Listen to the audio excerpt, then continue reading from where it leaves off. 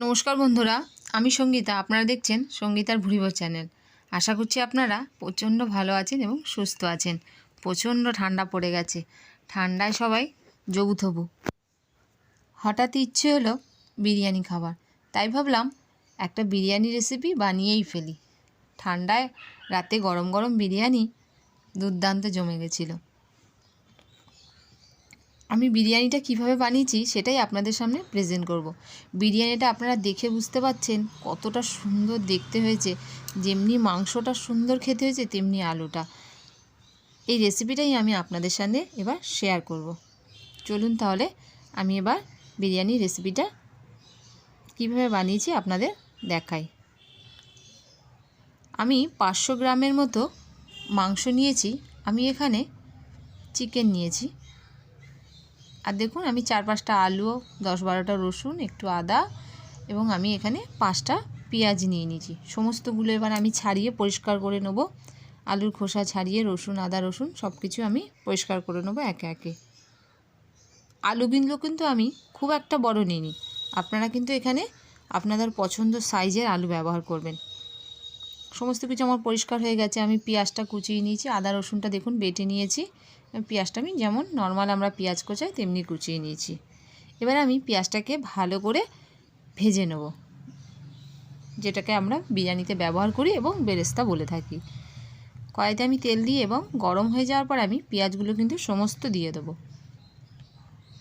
আপনাদের একটা আমি কথা বলি, আমি এখানে 5টা পেঁয়াজ দেখিয়েছি, কিন্তু আমি ওখানে 6টা পেঁয়াজ নিয়েছি। আমার মনে হচ্ছিল পেঁয়াজটা একটু কম পড়ে যাবে, তাই আমি আরও একটা পেঁয়াজ ওর মধ্যে অ্যাড করেছি।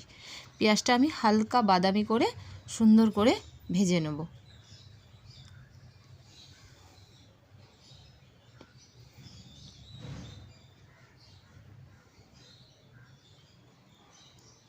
পেঁয়াজটা ভাজা দেখুন আমার হয়ে গেছে। পেঁয়াজটা এবার আমি একটা পাত্রে, আলাদা পাত্রে তেলটা একটু ঝরিয়ে আমি তুলে রাখবো। এই তেলটা কিন্তু আমি বিরিয়ানিতে ব্যবহার করে নেব ঠান্ডা হয়ে গেলে। আমি এখানে মাংসটা কিভাবে ম্যারিনেট করে বিরিয়ানিতে ব্যবহার করছি সেটাই আপনাদের দেখাবো।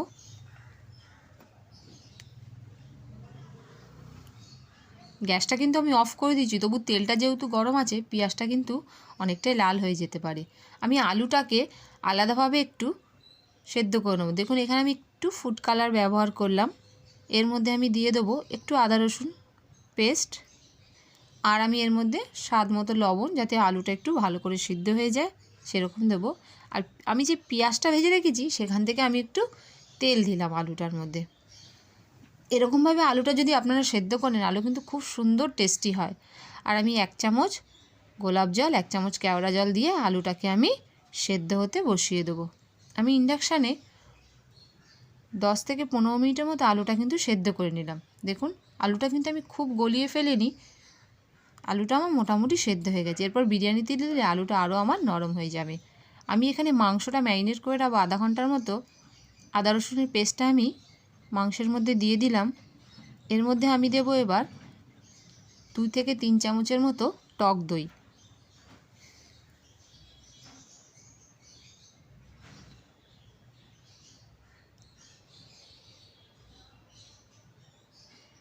টক দইটা দেওয়ার পর আমি এখানে কিছু গুঁড়ো মশলা অ্যাড করব। আমি এখানে দিয়ে দেবো 1/2 চামচের থেকে একটু বেশি লাল লঙ্কার গুঁড়ো, যেই লঙ্কার গুঁড়ো আমরা ঘরে খেয়ে থাকি, স্বাদ মতো লবণ, আর আমি এখানে দেবো 1/2 চামচের মতো বিরিয়ানি মশলা। আমি এখানে সানরাইজের বিরিয়ানি মশলা দোকান থেকেই কিনে এনেছি। আমি এখানে দিয়ে দিলাম 1 চামচের মতো গোলাপ জল, আর 1 চামচের মতো আমি কেওড়া জল এর মধ্যে ব্যবহার করলাম। সমস্ত কিছু আমার দেওয়া হয়ে গেছে। এবার আমি 2 চামচ পেঁয়াজ ভাজা আমি এর মধ্যে অ্যাড করব, আর আমি এর মধ্যে অ্যাড করব রান্নায় ব্যবহার করা সরষের তেল।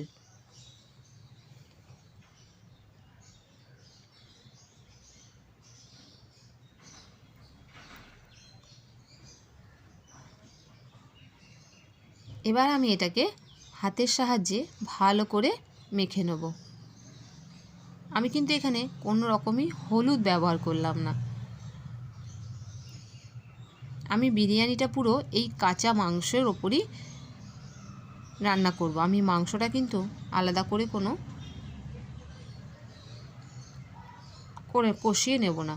আমি এই কাঁচা মাংসের ওপরই বিরিয়ানি তৈরি করব। আমার এটা মাখানো হয়ে গেলে আমি আধা ঘন্টার মতো এটাকে ঢেকে রাখবো। দেখুন আধা ঘন্টা পর আমি প্লেটটা খুললাম। এর মধ্যে আমি অ্যাড করে দেবো ঠান্ডা হয়ে যাওয়া আলুগুলো। আলুগুলো এতক্ষণ গরম ছিল বলে আলুটা আমি এর মধ্যে অ্যাড করিনি। এবার আলুটা ঠান্ডা হয়ে যাওয়াতে আমি আলুটা এর মধ্যে অ্যাড করে দিলাম। আরও আমি 15-20 মিনিটের মতো মাংসটাকে ঢেকে বাইরেই রেখে দেবো, ফ্রিজে কিন্তু রাখবো না।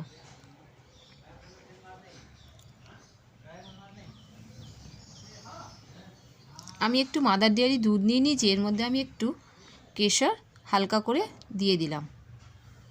আমি 500 গ্রাম মাংসের মধ্যে 400 গ্রামের মতো চাল নিয়ে নিয়েছি। আমি কিন্তু এখানে কোনো ব্র্যান্ডেড চাল ইউজ করিনি। আপনারা চেষ্টা করবেন যদি সম্ভব হয় ভালো ব্র্যান্ডেড চাল ইউজ করার, তাহলে বিরিয়ানিটা কিন্তু আরও সুস্বাদু হবে। আমি এখানে 4-5টা এলাচ, দারচিনি, লবঙ্গ, একটু শাহি জিরা গরম জলের মধ্যে দিয়ে দিলাম। স্বাদ মতো আমি নুন দেব। বিরিয়ানির চালটা আমি একটু ফুটিয়ে নেব।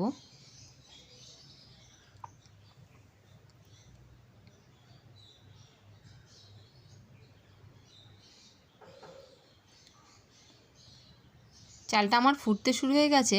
আমি এখানে সেই পেঁয়াজ ভাজার তেলই কিন্তু একটু ব্যবহার করলাম, যাতে কোনোভাবেই চালটা দলা বেঁধে না যায়। এবার আমি মাংসটা আমি যে পাত্রে বিরিয়ানিটা করব সেই পাত্রের মধ্যে মাংসটা আমি ঢেলে নিলাম। আমি এখানে একটা ননস্টিকের একটু বড় কড়াই নিয়ে নিলাম।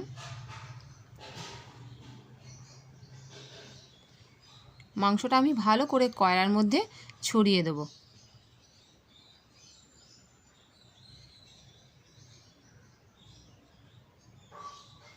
গামলায় লেগে থাকা সমস্ত মশলাটাই কিন্তু আমি এর মধ্যে অ্যাড করে দেবো।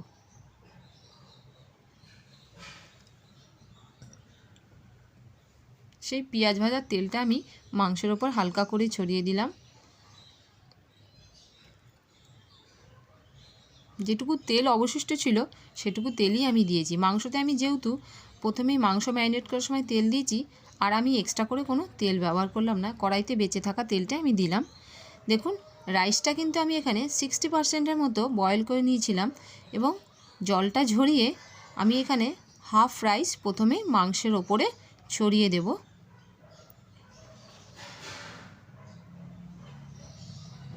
এর মধ্যে আমি দিয়ে দিচ্ছি আমার আগে থাকতে তৈরি করে রাখা বেরেস্তা।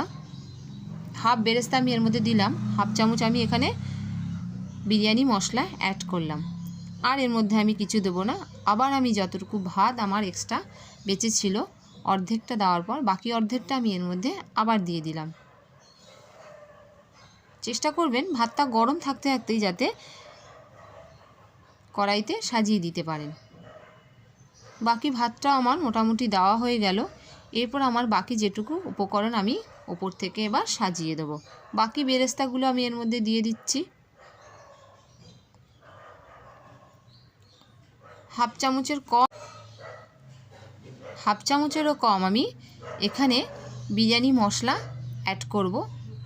একদম অল্প আমি বিরিয়ানি মশলা কিন্তু শেষে ব্যবহার করলাম। এবার এর মধ্যে আমি দিয়ে দেবো গোলাপ জল 1 চামচ এবং কেওড়া জল 1 চামচ।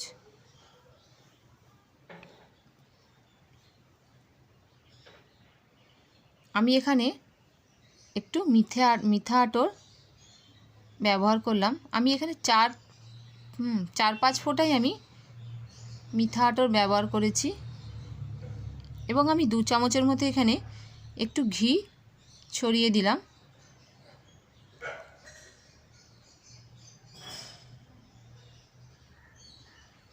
এবার আমি যে দুধে আমি কেশরটা ভিজিয়ে রেখেছিলাম সেটা আপনাদের দেখাই। ওটা একদমই কোনো রং আসেনি, কেশরটা নিশ্চয়ই খুব একটা ভালো ছিল না। আমি এর মধ্যে সামান্য একটু ফুড কালার ব্যবহার করছি। নাহলে আমি কালারটা ব্যবহার না করলে মাংসটা কিন্তু আমার এই বিরিয়ানিটা কিন্তু আমার একদম ফ্যাকাশে হয়ে যাবে। তাই এখানে আমি সামান্য একটু রং ব্যবহার করলাম। আপনারা আপনাদের পছন্দ মতো কিন্তু রংটা নিতে পারেন। আর যদি আপনাদের মনে হয় যে ফুড কালার বদলে আপনার হলুদ ইউজ করবেন, তাহলে মাংসের ম্যারিনেটের সময় কিন্তু আপনারা একটু হলুদ দিয়ে দিতে পারেন। আমি একটু ফুড কালারটা ভালো করে ছড়িয়ে দিচ্ছি। দেখুন আমি কিন্তু সম্পূর্ণ ভাতে দেবো না, কারণ বিরিয়ানির মধ্যে কিন্তু একটু যাতে সাদা ভাত থাকে সেই চেষ্টাই আমি করছি, এবং সেইভাবেই আমি এটাকে স্প্রিঙ্কেল করে দিলাম। আমার কিন্তু পুরোটা রেডি হয়ে গেছে। আমি আটা মেখে ঢাকনার চারপাশে আটা দিয়ে মুখটা ঢেকে দিয়েছি, তাহলে কিন্তু হাওয়াটা একদমই ভেতর থেকে বাষ্পটা বেরিয়ে আসবে না। আমি পুরো গ্যাসের ফ্লেমটাকে বাড়িয়ে 10 মিনিটের মতো বাড়িয়ে দিলাম, এবং 15 মিনিটের মতো আমি এটাকে সিমে করে রেখেছিলাম। 1 ঘন্টা পরে আমি দেখুন আপনাদের দেখাই কেমন হয়েছে বিরিয়ানিটা। আমি বিরিয়ানিটা নেড়ে আপনাদের দেখাচ্ছি। বিরিয়ানি সবসময় চেষ্টা করবেন যাতে সাইড দিয়ে নাড়েন, মাঝখান থেকে কিন্তু একদম নাড়বেন না। মাংসটা কেমন হয়েছে শুধু আপনারা দেখুন।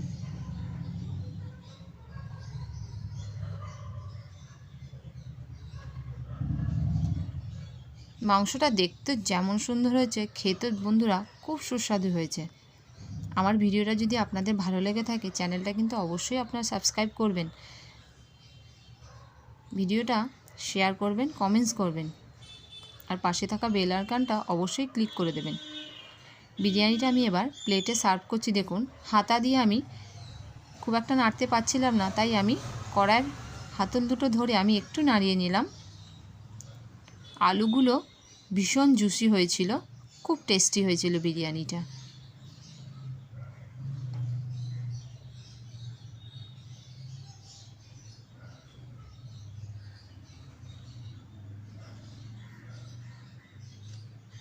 আমি কড়াইটা আপনাদের দেখাচ্ছি। বিরিয়ানিটা কিন্তু আমি যেই তাপ ব্যবহার করেছি সময়ের সাথে, আমার কিন্তু একটুকু লাগেনি। কড়াইয়ের নিচে কিন্তু আমার একদমই লেগে যায়নি।